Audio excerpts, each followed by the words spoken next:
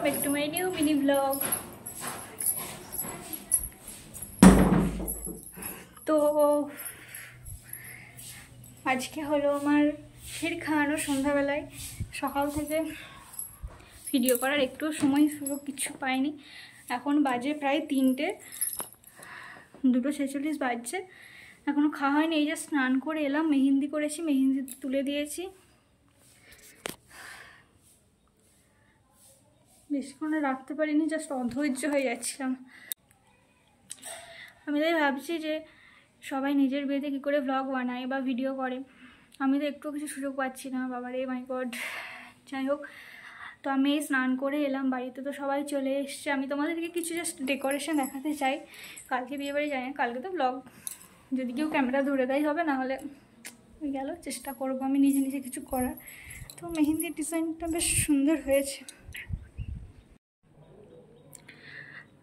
তো এইটা হচ্ছে কনে আসর, মানে কাল সন্ধ্যাবেলায় আমি এখানে বসবো।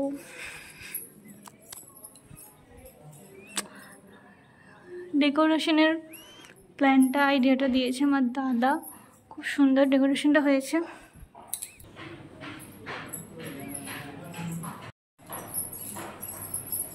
তো এই জায়গাটা হলো বিয়ের আসর, মানে স্টেজের ওপরই বিয়ে হবে। তো বিয়ের আসরের এখন ডেকোরেশন পুরোপুরি কমপ্লিট হয়নি, তবে সন্ধ্যের মধ্যে কমপ্লিট করে দেবে। তো এখন দুপুরবেলা ভাত খেতে বসে গেছি। ভাত, মাছের ঝাল, পোস্ত, পটলের তরকারি আর মুসুর ডাল। একতলার নিচের এই ডাইনিংটাই হবে বর আসর। আর এদিকে এখন আমরা করতে বসে গেছি মেহেন্দি। আমার মেহেন্দি হয়ে গেছে, এটা এখন অদ্রিতা মেহেন্দি করছে। খাওয়া দাওয়া করে আমরা মেহেন্দি করতে বসে গেছিলাম। এইটা হচ্ছে আমার হাতের মেহেন্দি। মেহেন্দির ডিজাইনটা খুব আমার ভালো লেগেছে। আমি নিজেই পছন্দ করে মেহেন্দি আর্টিস্টকে বলেছিলাম, ও আমাকে করে দিয়েছিল। খুব সুন্দর হয়েছে। আর বিকালে এদিকে এখন পায়েস রান্না বৌদি করছে, মানে সন্ধ্যাবেলায় তো হবে ক্ষীর খাওয়ানো, মানে যেটা পায়েস খাওয়ানো বলে। তো ক্ষীর খাওয়ানোর জন্য আমি এখানে ফুল রেডি হয়ে গেছি। এখন আমরা যাচ্ছি আমাদের ঠাকুরতলা, মা কালীকে দর্শন করে এসে তারপর ক্ষীর খেতে বসবো। পুরো বাড়িটা খুব সুন্দর লাইটিং দিয়ে সাজানো হয়েছিল। তো এখন আমরা চলে যাচ্ছি আমাদের মায়ের মন্দিরে। তো এসে তারপর আমি ক্ষীর খেতে বসে যাব। তো ক্ষীর খাওয়ানো দেখছি কোনো ভিডিও আমার ফোনে নেই, হয়তো কেউ করেনি সেই সময়। তো তারপর বিয়ের দিন সকালে এখন ঘুম থেকে উঠে গেছি। ঘুম থেকে উঠে ফ্রেশ হয়ে স্নান করে নতুন শাড়ি পরে নিয়েছি। এখন আমি যাব বাবা ভোলানাথের মন্দিরে পুজো দিতে।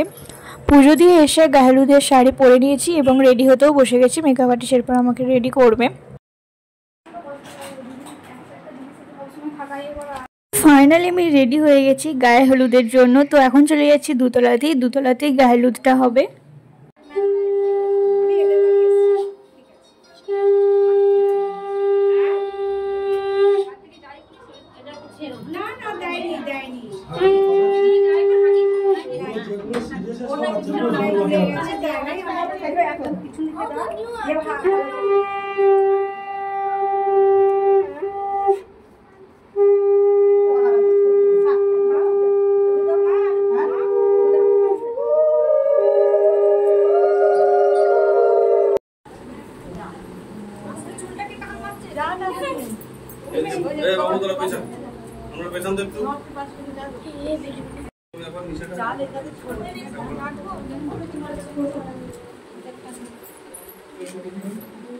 রেডি?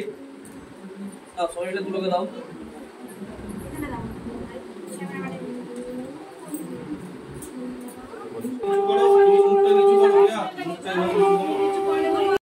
বাঙালিদের বিয়ে মানে অনেক রিচুয়ালস, এবং রিচুয়ালসগুলো এত সুন্দর সুন্দর কি বলবো। তার মধ্যে গায়ে হলুদটাও একটা রিচুয়ালসের মধ্যেই পড়ে। তো ফাইনালি আমার গায়ে হলুদ কমপ্লিট হয়ে গেছে। বাড়ির মধ্যে তো অনেক ফটোশ্যুট হয়ে গেছে, এরপর হবে বাইরেতে কিছু ফটোশ্যুট। তো বাইরে চলে যাব ফটোশ্যুটের জন্য।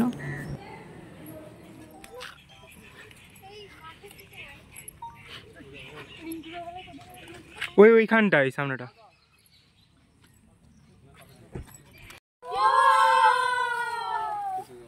এটা হলো যখন পুকুরে স্নান করে উঠছিলাম, মানে বাড়িতে যখন যাচ্ছিলাম, পান পাতা চাপা দিয়ে দিদি ধরে ধরে নিয়ে যাচ্ছিল।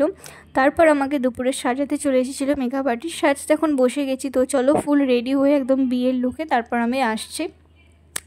এই তো ফুল রেডি হয়ে গেছে। আমাকে অনেক সকাল সাজিয়ে দিয়েছিল, খুব তাড়াতাড়ি সাজাইছিল, কিন্তু খুব সুন্দর সাজাইছিল। আমি রেডি হয়ে একদম কুলারের কাছে বসেছিলাম, তারপরে আমাকে চলে আসছে আলতা পরাতে। এখানে আলতা পরতে শুরু করে দিই, তারপর আলতা পরার পরই শুরু হয়ে গিয়েছিলো ফটোশ্যুট।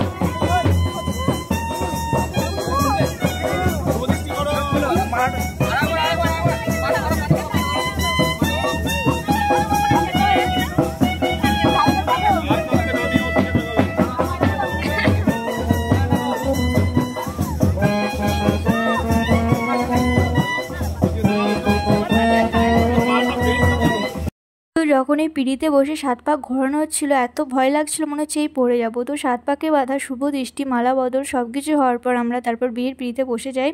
আমার ফোনে যতটুকু ভিডিও ছিল ছোটো ছোটো করে আমি ব্লগটা বানানোর চেষ্টা করেছি।